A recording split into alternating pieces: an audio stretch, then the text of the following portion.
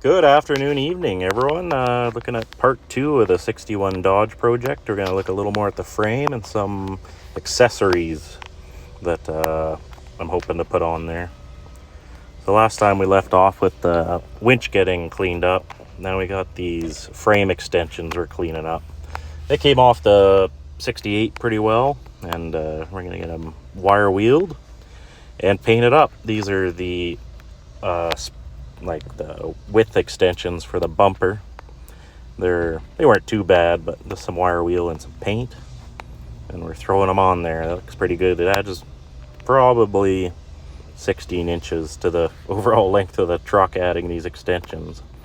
They went on pretty good. The existing hardware was in there. There's a couple holes that need to get drilled, but overall it turned out pretty good. One of the inspirations for this is a 71-ton power wagon my uncle did, and he did this big moose catcher, winch in the middle, boxes on the side, and the step bumper.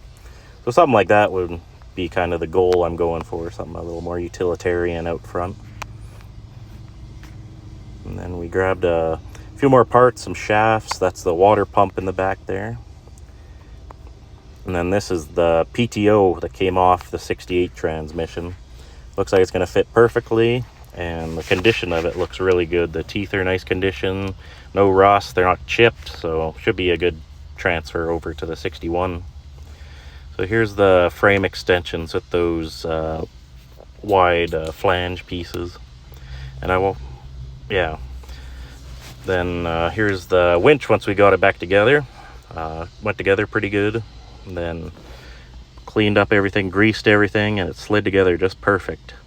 And then once we got it pretty close to together, we welded up this aluminum housing. You can see we filled around that engagement lever hole, and then did some welding on the bigger cracks on the bottom there. First time welding aluminum, so that was an adventure.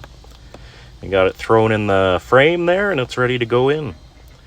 And this thing's pretty heavy. It's probably around 150 pounds, so lifted it in with the forklift and got some bolts started, and then just used a floor jack to lift it up as need be.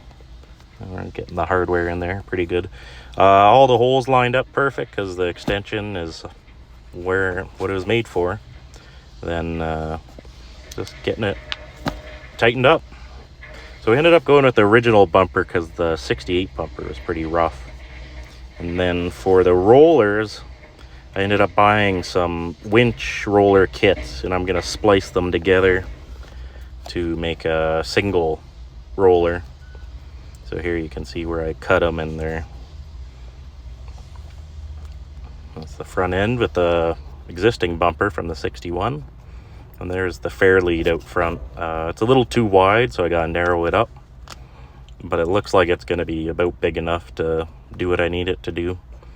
You see it's about 6 inches too wide, so I'll just cut that off those rollers. And then once it's together, I'll weld those supports on, and we'll bolt it on. One of the inspirations for this fairlead was off my uncle's 1970. He made this out of 1/2-inch plate, and then a high pressure dairy barn, or like steam pressure line, with a 5/8 internal diameter. So then you got 5/8 inch bolts. They go all the way through them. It's a little heavier than what I've been doing, but it's really hard to find that line now. Overall, it's coming together pretty good. Front end looks like it belongs, so that part's good. I'm gonna work on getting that PTO together and shaping up to be a pretty nice truck. Just gonna freshen up the paint, and gonna have to do some little bit of love to the floor to get it so it's not sagging at all. It's just kind of rusty around the door sills. But till next time, you guys, have a great day.